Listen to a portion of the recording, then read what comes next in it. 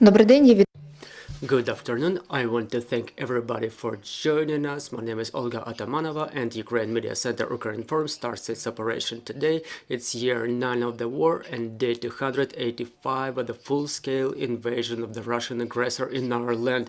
And today we celebrate the International Day of the Volunteer, and on behalf of all of our team, we congratulate the army of our volunteers who work 24/7 for our victory. Thank you for your incessant work. And joining us online right now is Serhii Khlan, the deputy of Kherson Regional Council, and we will be talking about the situation in Kherson region. Good afternoon, Mr. Serhii. Good afternoon. Kherson region is Ukraine. Glory to Ukraine. Glory to the heroes.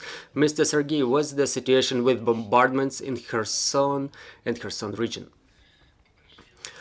Well, first of all, I want to congratulate all the volunteers of our country, because in the ranks of Ukrainian armed forces, I was feeling the support of our volunteers, and I want to express my sincere gratitude for the support of our army, of every single serviceman. So, happy Volunteers Day to you. The situation is still complicated in Kherson.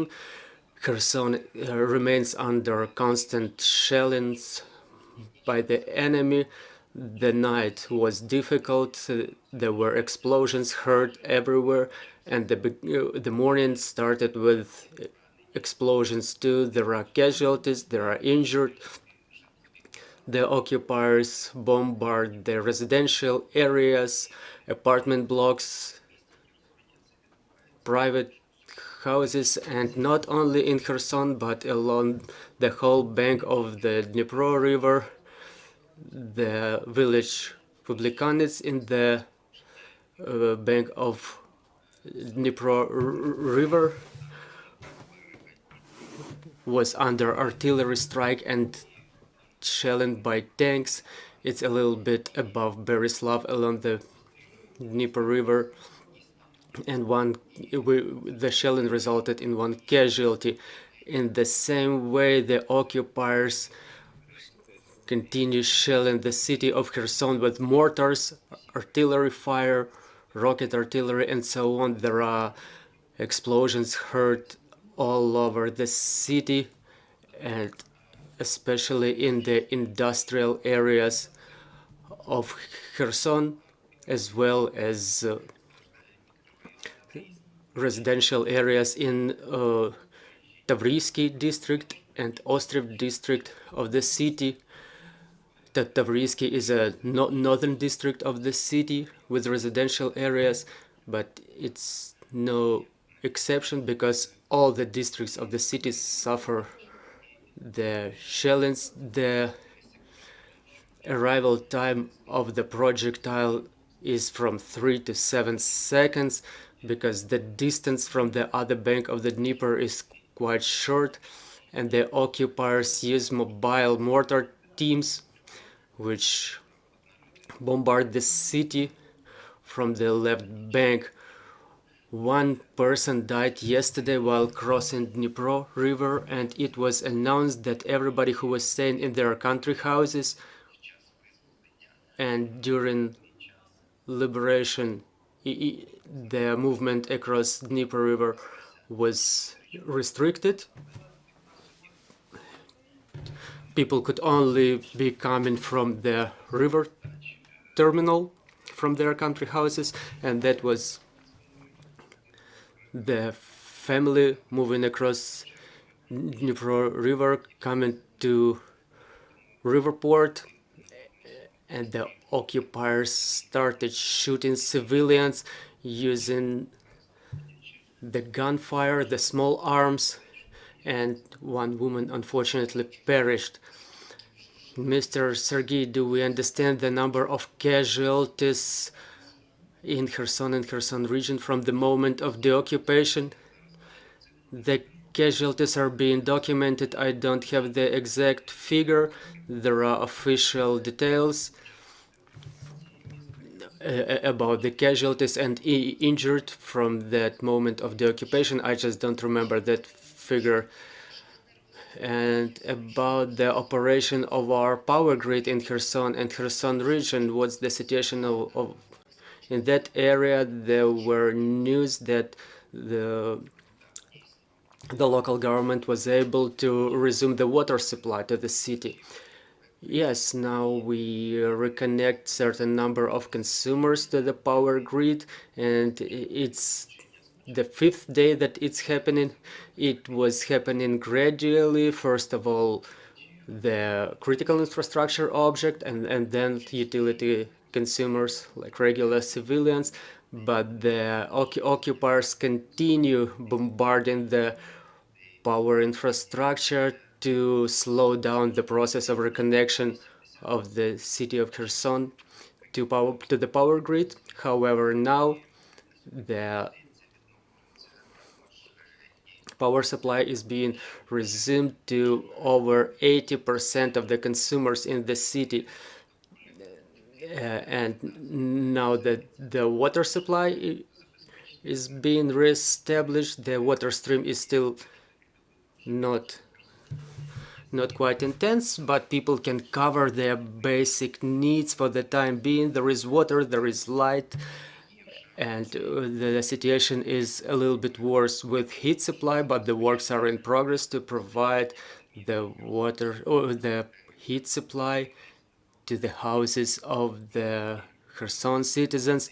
The cell network communication is being reestablished. It's good in the center of Kherson, in Chernobyevka and other districts of Kherson region. The situation is a little bit worse with mobile data. The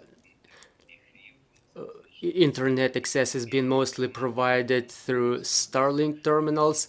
People can use internet in central railway station. The cell operators, the cell carriers started the resumption of operation of the SIM cards. People get in because they were blocked during occupation, a lot of numbers, and now people can procure new SIM cards for their phones. There are resilience stations deployed all over the city. People can get heated, can recharge their gadgets, but in view of incessant shellings of the power infrastructure objects, we have to understand that there may be breakdowns in power supply, including the supply of power to the resilience stations. So we have to understand that the situation is unstable. Mr. Serhii, there were news that in the end of the last week, the occupiers locked the city of Melitopol, blocked it completely, and restricted the exit for the civilians. So what's going on in the occupied area of Kherson region? Well, talking about Kakhovka, Nova Kakhovka, Oleshki, Gola Pristan, and the left bank, and all those towns which are located in the very bank close to the Dnipro River, the occupiers evacuated their occupant administrations to Henichevsk and Skadovsk, and they enforce deportation of the civilians from there. The administration of Kakhovka and Nova Kakhovka are currently located in Skadovsk, and many collaborationists left to Henichevsk and Skadovsk too. And in Arabazka Spit, those collaborationists who fled, they are moving to Arabazka Street in Golop, and they accommodate themselves in the sanatoriums of Skadovsk. They also pillage all the utility enterprises, private businesses. That's a total pillaging in a way that it was happening in Kherson. So they steal everything they can from Kakhovka and Nova Kakhovka, and civilians movement is being restricted in those cities. They announced that people who will have to arrange the special permits to move around the city. We have questions in the studio. Irina Mamchur, Ukrinform. I would like to detailize about the collaborationists in Arabatska Spit. There were news on the internet that those collaborationists are being moved to Crimea. Is it true, and what can it mean? And another question about the traitors. Do you have any information about the traitors? I mean, those who were in the representatives of local governments, maybe deputy of regional councils. Are they now in the left bank, or they fled from there, or they just stay quiet, or maybe they take some active stance? Thank you for your question. The deputy of the regional council, Ropilevsky, was the representative of opposition bloc who called to join the agrarian industry to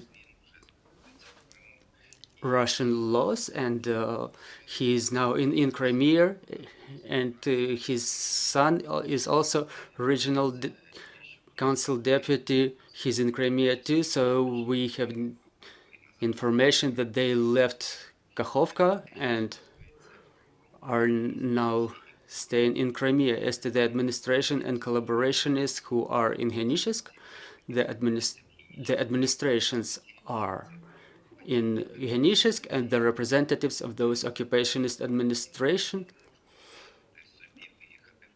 those who cannot afford to move to Crimea, so they are currently accommodated in the sanatoriums of Arabatska Spit and Skadovsk. So that's I'm talking about the administrations of Oleshki and Hola Pristan, who can afford moving to Crimea. Yes, those do move to Crimea. As to the proxy chiefs, they stay with their local administrations, and those who can afford moving to Crimea fled to Crimea. And Mr. Serhii, about the water supply, can you give us at least percentage or absolute numbers? How many consumers are now reconnected to water supply? As to the power supply, the official details, official information is that 80% of the consumers are reconnected to the power supply. There is still no official details about the number of consumers who are connected to water supply. Is the evacuation still in progress? Was the percentage of people coming back to Kherson, if any? Yes, the evacuation is still in progress. I am back from Kherson. Recently, I was visiting the central railway station every single day. I've seen the trains going to Kiev on a daily basis, and further on to Khmelnytsk. The organization is at very good level. The people come to the central railway station, get registered there. It's clean, warm. People can recharge their phones there. There is a Wi-Fi access. People register themselves in an organized manner. It all happens 4 hours before the departure of the train. People are being offered tea. They stay in warm premises. They get on the trains and leave. And additional carriages are being added to the train because there is a large number of people who desire to leave the city. There is also automobile transport with evacuation routes to Kropivnitsky and Kryvyi Rih. People also who can afford it, I mean those who can afford it, also leave to Mykolaiv or Odessa. For the time being, there are many internal refugees from Kherson to Mykolaiv. Mykolaiv became way more vivid as the city, many people, many vehicles of the citizens of Kherson who evacuated to Mykolaiv. It's dangerous to stay in Kherson because the explosions are being heard all the time. So when you stay in Kherson, you can hear it every single minute. And we called all the people who can afford it, wait for the better times in safer regions. Yes, there is certain number of people coming back to Kherson, but not on a permanent basis, but rather to check on their houses, their apartments, to see if Russians were accommodating themselves there, aren't they pillaged, just to make sure they're secure. But people don't stay for a long time in Kherson, and they usually come back to the places of their temporary residence. But there are those who refuse to evacuate, and that's why the main issue is to sort out the utility concerns, the water supply, power supply, heat supply, the humanitarian aid dissemination is being organized. It was previously in the central square of the city, and now is addressed the individual help, the delivery of ratios is being organized directly to the people. There are stations of medicines dissemination. So the city becomes more vivid, but we still advise for the people to evacuate due to the constant bombardments by the Russians. Mr. Serhii, thank you very much for joining us. Dear colleagues, I will remind you we had Serhii Khlan joining us online, the Deputy of Kherson Regional Council, and just in 5 minutes we will have Alexander Staruk joining us, the military governor of Zaporizhia, and we will be talking about the situation in Zaporizhia, this morning's shellings. So bear with us, and glory to Ukraine.